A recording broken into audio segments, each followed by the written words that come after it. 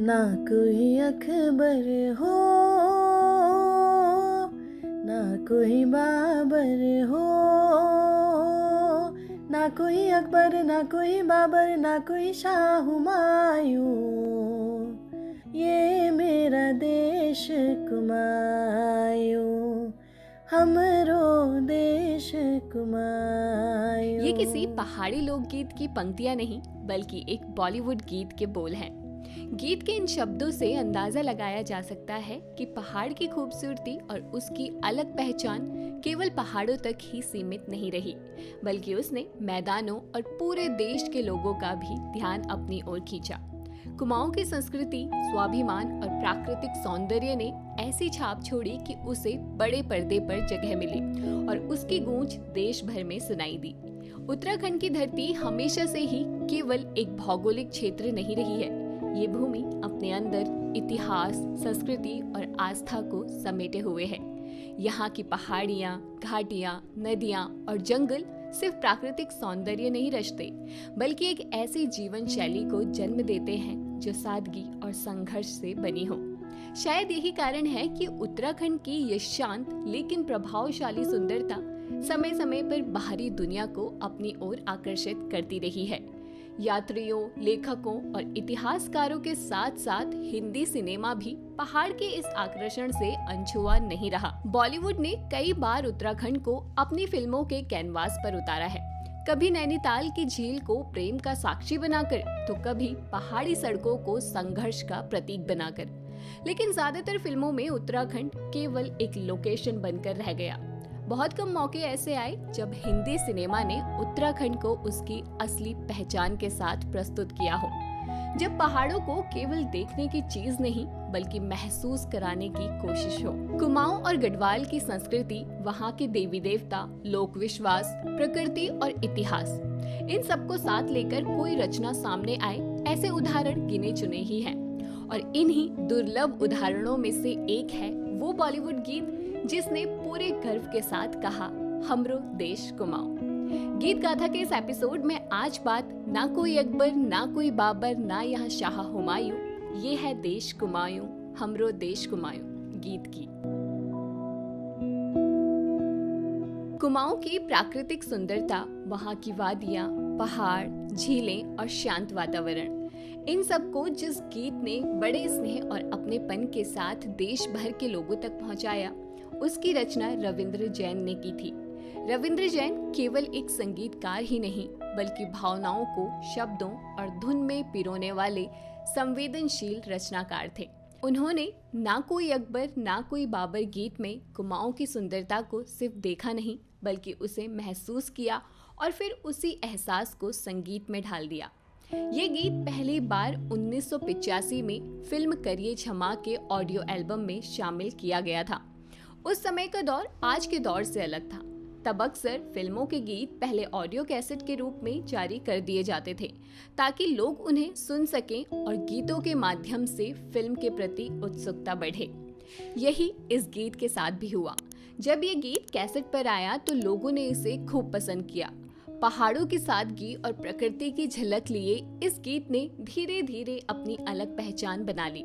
Film का प्रदर्शन बाद में 1988 में हुआ, लेकिन तब तक ये गीत लोगों के दिलों में बस चुका था। दिलचस्प बात तो ये है कि जब फिल्म सिनेमा घरों तक पहुंची तो उसका नाम बदलकर बंधन बाहों का कर दिया गया। हालांकि फिल्म का नाम बदलने से गीत का शीर्षक और उसका भाव बिल्कुल नहीं बदला। उसकी आत्मा वही रही, कुमाऊं की सुंदरता और अपनापन।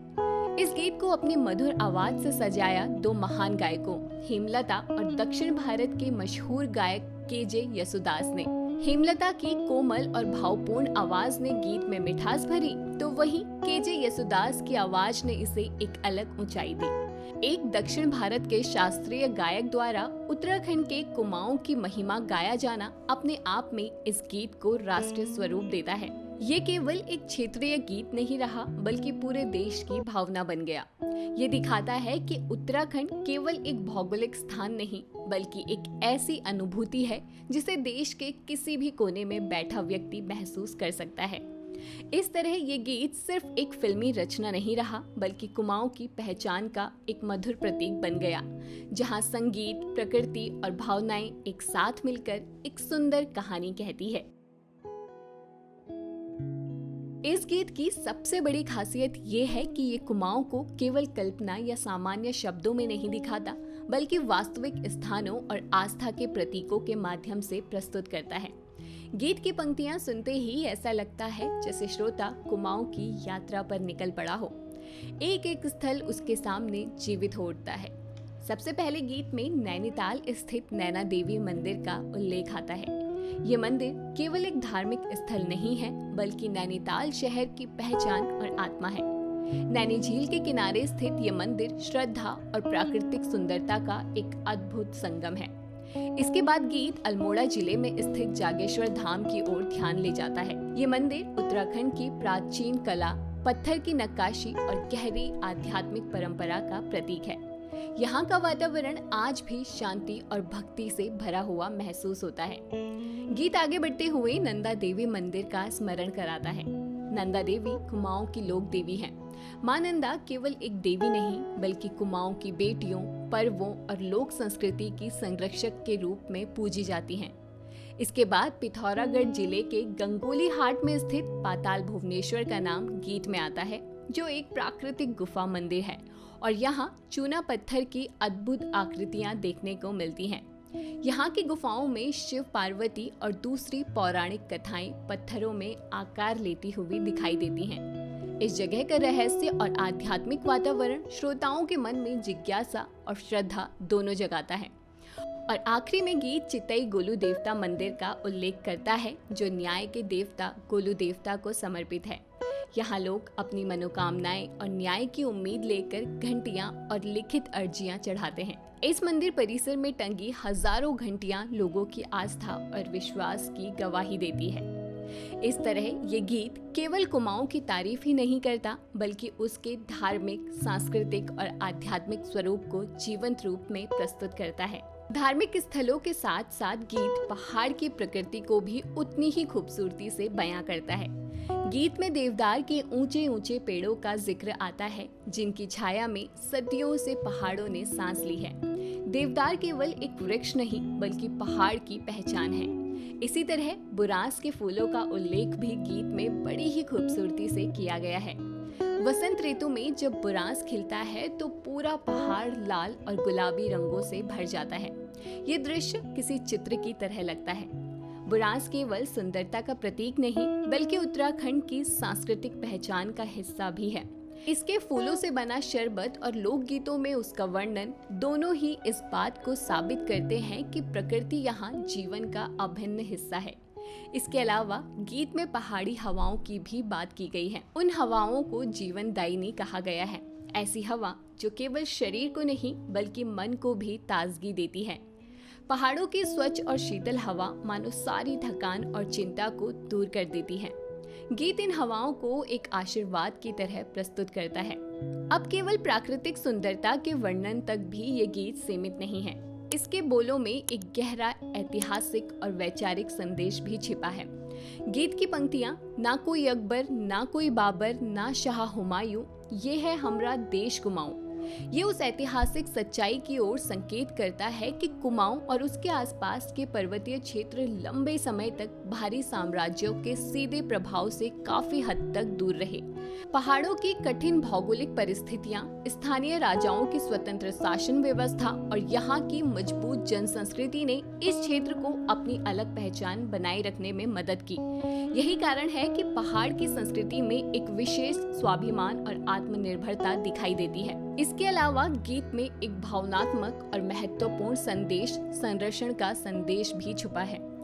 गीत के बोल कहते हैं, नादा है इन्हें जो ठुकरा के चले जाए, आओ यही रहकर इन खजानों को बचाएं। तो ये केवल जंगलों और पहाड़ों की रक्षा की बात नहीं करता, ये लोगों से अपील करता है कि वे अपनी भूमि, अपनी संस्कृति और अपनी पहचान की रक्षा खुद करें। आज के समय में ये संदेश और भी ज्यादा सटीक बैठता है, क्योंकि आज पहाड़ पलायन की समस्या से जूझ रहे हैं। आज पहाड़ से पलायन हम में से ज्यादातर लोगों के लिए एक आम खबर सी हो गई है। रोजगार के अवसरों की कमी, अच्छी शिक्षा और स्वास्थ्य सुविधाओं का अभाव और बुनियादी सुविधाओं की दूरियां लोगों को अपने ही गांव छोड़ने पर मजबूर कर देती हैं। युवा बेहतर भविष्य की तलाश में बड़े शहरों की ओर चले जाते हैं, पीछे रह जाते हैं खाली घर, सूने आंगन और पहाड़ों की ढलानों पर अकेले खड़े बुजुर्ग माता पिता। कभी जिन खेतों में हल चलता था और जिन रास्तों पर बच्चों की हंसी गूंजती थी, आज वहां सन्नाटा पसरा है। कई गांव ऐसे हैं जहां ताले टंगे घरों की संख्या आबाद घरों से ज्यादा हो चुकी है। स्कूलों में बच्चों की कमी है, त्योहार की रौनक फीकी पड़ गई है और पारंपरिक लोकगीतों की आवाज धीरे धीरे कम होती जा रही है। पलायन केवल एक सामाजिक समस्या नहीं बल्कि सांस्कृतिक और भावनात्मक क्षति भी है। ये गांव की उस आत्मा को कमजोर करता है जो सामूहिक जीवन, मेल जोल और परंपराओं से बनी होती है। अगर पहाड़ से पलायन को रोकना है तो जरूरी है कि पहाड़ों में ही रोजगार और सुविधाओं के अवसर बढ़ाए जाए। अगर गांव में अच्छी शिक्षा, स्वास्थ्य सेवाएं, सड़क और इंटरनेट जैसी बुनियादी सुविधाएं उपलब्ध हों तो लोगों को मजबूरी में घर नहीं छोड़ना पड़ेगा। स्थानीय स्तर पर रोजगार को बढ़ावा देना, जैसे कृषि, बागवानी और पहाड़ी पर्यटन, युवाओं को अपने ही क्षेत्र में काम करने का अवसर दे सकता है। साथ ही पारंपरिक खेती और लोक संस्कृति को आधुनिक तकनीक से जोड़कर नए अवसर बनाए जा सकते हैं।